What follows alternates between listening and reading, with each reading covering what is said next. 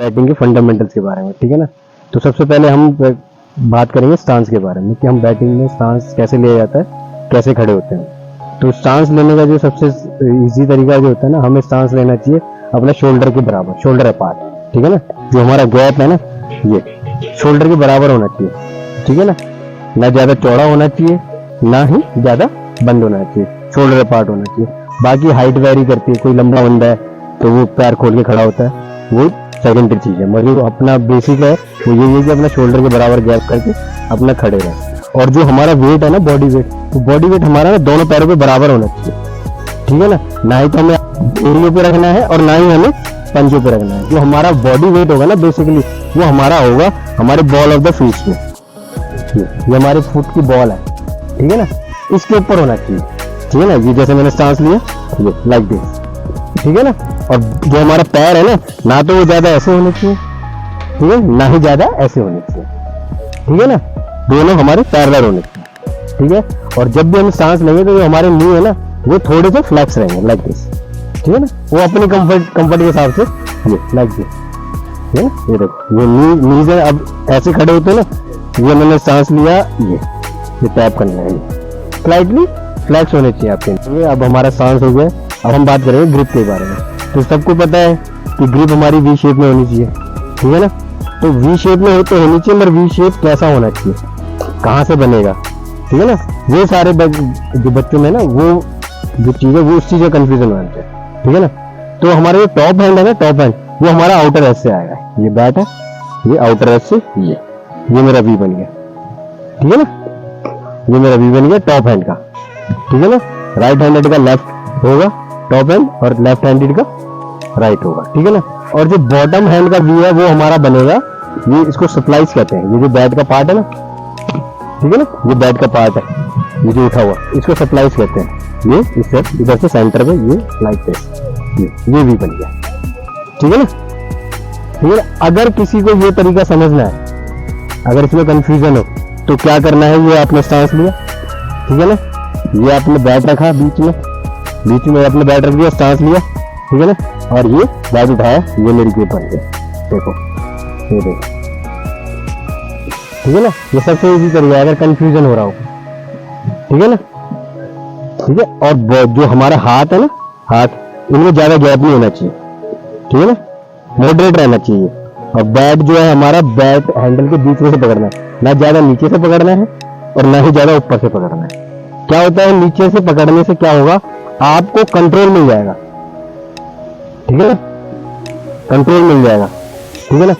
मगर जो आपको रेंज बढ़ानी है, कंट्रोल और रेंज दोनों चाहिए, तो आपको बीच में से पकड़ना पड़ेगा। अगर रेंज चाहिए तो ऊपर से पकड़ लोगे बैट। आप जितने भी लॉन्ग हिट मारने वाले बैट्समैन देखोगे जो छक्के मारते हैं, ठीक है ना, वो लॉन्ग हैंडेड बैट पकड़ते हैं, ठीक है, ऊपर से बैट पकड़ते हैं, ठीक है ना। कोई भी देख लेना, ठीक है ना। तो लॉन्ग हैंडेड से आपकी रेंज बढ़ जाएगी, रेंज ऑफ मोशन बढ़ जाएगा, ठीक है ना, कंट्रोल थोड़ा कम हो जाएगा। इससे क्या है, कंट्रोल हो जाएगा बट रेंज कम हो जाएगी, रीच कम हो जाएगी आपकी, ठीक है ना। इसलिए बीच में से पकड़ना है, ये आपका दोनों बराबर हो जाएगा, फिर रेंज भी। ये देखो ना, मेरा गैप ज्यादा है, ना मैंने ऊपर से पकड़ा है ज्यादा, ना ही मैंने नीचे से पकड़ा है, ठीक है, लाइक दिस, ठीक है ना।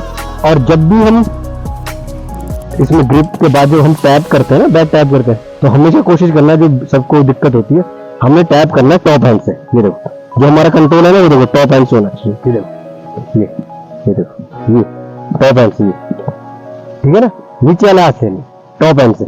इससे आदत बनानी है। अगर किसी को दिक्कत हो तो ये हाथ एक बार पीछे कर लिया और ये अपना रोज कर लिया करो ऐसे। अब हमने बात करी ग्रिप की, अब हम बात करेंगे बैकलिफ्ट। बैकलिफ्ट बहुत ही इंपॉर्टेंट पार्ट है बैटिंग में, ठीक है ना। अगर बैकलिफ्ट आपकी अच्छी होगी ना, तो आपके कंट्रोल में शॉट्स होंगे, आपको पावर जनरेट करने का मौका मिलेगा। अगर आपकी बैकलिफ्ट अच्छी है, ठीक है ना, आप टाइम पे बैट उठा रहे हो, डाउन स्विंग टाइम पे ले रहे हो, तो उसके लिए आपके ना हाई हैंड्स पे कंट्रोल होना चाहिए। हैंड्स पे कैसे कंट्रोल होगा, अब सपोज मैं टैप कर रहा हूँ, ये सबसे पहले जो बैट टैप करोगे आप, तो टॉप हैंड से कोशिश करना है। और जब उठाओगे भी ना बैट को, जब बैकलिफ्ट उठाओगे पूरी करोगे, तो भी टॉप हैंड से, ठीक है ना। अब कैसे करना है, अब देखो मैंने चांस लिया, ग्रिप हमने बनाई रखी है वी शेप में, अब मैं देखो टैप कर रहा हूँ, दोनों हाथ मेरे बराबर चल रहे हैं, मगर जो कंट्रोल है ना वो मेरे टॉप हैंड पे है, लाइक दिस, ये टॉप हैंड पे है, ठीक है ना, टॉप हैंड से। और जब हम बैकलिफ्ट करेंगे ना, ये देखो ये बैकलिफ्ट करेंगे तो ये मैंने अभी तुम खड़े हो गए, अब मैं खेलने के लिए रेडी होऊंगा तब मेरी बैकलिफ्ट जाएगी, ठीक है। मेरा टॉप हैंड देखो कैसे रिस्ट कॉक हो रही है, ये ठीक है ना, ये रिस्ट कॉक करनी है, ये रिस्ट कॉक करने का फायदा क्या है कि आपके बैक पे कंट्रोल हो जाएगा, ठीक है ना, थकेगा नहीं। अगर अब ये मैंने ऐसे रिस्ट कॉक करके बैकलिफ्ट उठाई रखी है, अगर ये मैं अभी ऐसे उठा लूं तो क्या होगा, मेरा सारा जोर जो है वो रिस्ट पे आएगा, और इसको करने से क्या होगा, मेरे सारे मसल्स एक्टिव रहेंगे फोर आर्म्स के। अब मैंने जो बैट उठाया फोर आर्म से उठाया, ठीक है ना। अब जिसकी रिस्ट कॉक नहीं होती ना तो वो बैटिंग में भी रिस्ट से शॉट खेलता है, जिसकी वजह से कंट्रोल नहीं रहता उसकी शॉट पे, ठीक है ना। रिस्ट कॉक होगी, ये देखो मेरा रिस्ट कॉक, मैं नीचे आया देखो रिस्ट कॉक के साथ ही मैंने ड्राइव मारा, रिस्ट कॉक के साथ ही मैंने डिफेंस कर दिया, ठीक है ना।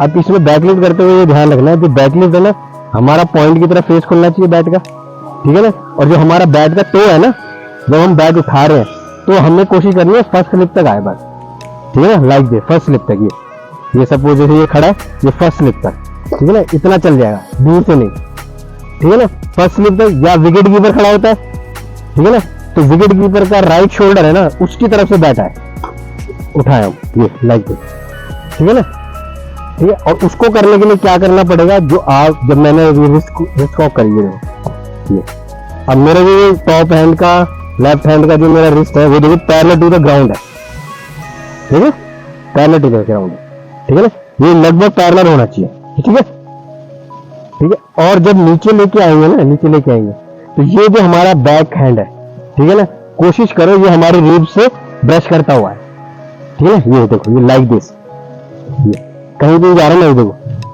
कहने का मतलब है ये आपकी बॉडी से दूर नहीं होना चाहिए। अब ये दूर हो जाता है ना, ये देखो अब ये दूर हो गया तो बैट देखो मेरा कहाँ चला गया, बाहर, ठीक है ना, गली की तरफ चला गया, थर्ड स्लिप की तरफ। फिर हमें बैट ऐसे ही लाना पड़ता है घुमा, ठीक है ना। इससे क्या होता है, दो तीन चीजें और खराब हो जाती है, आपका जो हिप है ये आपका स्क्वायर लेग की तरफ घूम जाता है, ठीक है ना, आपकी बैक जो है वो लेटरल बैंड होने लग जाती है, ऑफ स्टंप पे हेड गिरने लग जाता है, ठीक है ना। अब आप मारने इधर जाने की कोशिश कर रहे हो, मगर हेड गिरने के जो बैट ऐसे ही बंद हो रहा है, इधर ही जा रही है बॉल, ठीक है ना, लग गई तो ठीक है, नहीं तो बैट पैड में गैप बनने लग जाता है, ठीक है ना। तो जो कहने का मतलब है जो हमारे दोनों हाथ है वो हमारी बॉडी के करीब होने से, ठीक है ना। और ये मैंने भी नीचे ले गया, देखो मेरे बैक हैंड देखो कैसे ब्रश कर रहा है मेरी रिब्स के साथ, देख लो ये क्या होता है कि जब हम बैट जैसे उठा के ले जा रहे हैं, कभी भी जब आपका बैट ज्यादा इधर उधर भाग रहा है ना, तो ड्रिल जब भी करो तो क्या करो, ये मैंने बैट उठाया, ये अब कई बंदे बच्चे क्या करते हैं ऐसे जाते हैं फिर, ठीक है ना, ये मैंने खेला और फिर मैं ऐसे हट गया, ऐसे नहीं करना। जब भी करो जैसे गए, ये देखो ये लग गया, वैसे ही वापस गए, वैसे ही वापस, उसी रूट पे जाना, उसी रूट पे आना है, इसको मसल मेमोराइज करना है, मसल मेमोरी में लाना है। और जितने बार बार इसको करते रहोगे ना उतना ये मेमोरी में आ जाएगा। मसल मेमोरी में खेलना प्रैक्टिस है इस चीज का, ठीक है ना, कोई एक्स्ट्रा कुछ नहीं बताता, ये बैटिंग के 4-5 जो फंडामेंटल्स है यही आसपास बॉल है, ठीक है ना। जब मैं फुटवर्क करूंगा ये हम इसको कैसे करेंगे, पार्ट्स में करेंगे। 1 पे मेरी बैकलिफ्ट होगी, 2 पे फुटवर्क होगा और 3 पे मेरा इम्पैक्ट होगा, ठीक है ना। और देखो 1 बैकलिफ्ट, ठीक है ना। अब 2 पे क्या होगा, 2 पे आपने 1 किया ना, जो 2 पे फुटवर्क करने जा रहे हो तो 2 पे सबसे पहले आपको हेड डालना है बॉल की तरफ, शोल्डर डालना है, ठीक है ना। आपका अगर हेड और शोल्डर डल गया है ना बॉल की तरफ, टिल्ट करना है हल्का सा, तो बॉडी अपने आप फॉलो करेगी, ठीक है ना। बॉडी वेट ट्रांसफर बहुत अच्छा होगा। कई बार क्या होता है कि हम करते हैं, हम ऐसे करते हैं तो बॉडी वेट ऐसे ही रह जाता है, और एक मैं ऐसे कर रहा हूँ, ये 1 2 3,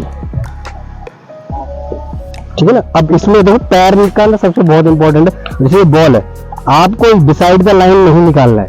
डिसाइड द लाइन का मतलब ये होता है कि बॉल के साइड में पैर नहीं निकालना, ठीक है ना, ज्यादा साइड में नहीं निकालना। अब बच्चे ऐसे निकालने लग जाते हैं। अब इसमें क्या होता है, ये देखो गैप बनने लगा, बॉल अंदर आएगी तो गैप बनेगा और बॉल इधर जा रही है और बैट का फेस ऐसे आएगा तो बॉल क्या होगी, निकल जाएगी। हमने पैर ऐसे निकालना है कि जो मेरा फ्रंट टो है वो मेरी बॉल की लाइन को बाइसेक्ट करे। ये देखो जैसे मैं ये गया, ये देखो बॉल की लाइन को काट रहा है मेरा पैर, ये देखो, ठीक है ना, ये देखो, ठीक है ना। ना ही ज्यादा ऐसे बंद करना है और ना ही ज्यादा बिसाइड द लाइन निकालना है, ठीक है ना। ये लाइक दिस, ये मैंने निकाला, ये ड्राइव लग गया, ठीक है ना। ये मैंने पहले कहा, ये देखो, क्योंकि बैट को जगह देनी है, ठीक है ना। ये बॉडी साइड एंड, और वही जो हमारा बैक हैंड है वो ब्रश करता है ताकि पास से आए बॉडी के, और फिर वापस ऐसे। ये ड्रिल करा करो, जो भी आपका बैट जाता है इधर उधर भागता है वो सारा सही हो जाए। 1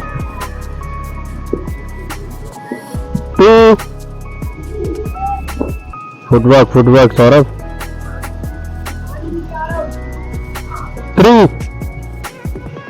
हाँ, बैट पैड में गैप नहीं होना चाहिए, बैट पैड में गैप नहीं होना चाहिए। वेल डन सागर, बहुत अच्छे पंकज, शाबाश शाबाश, वेरी गुड। 2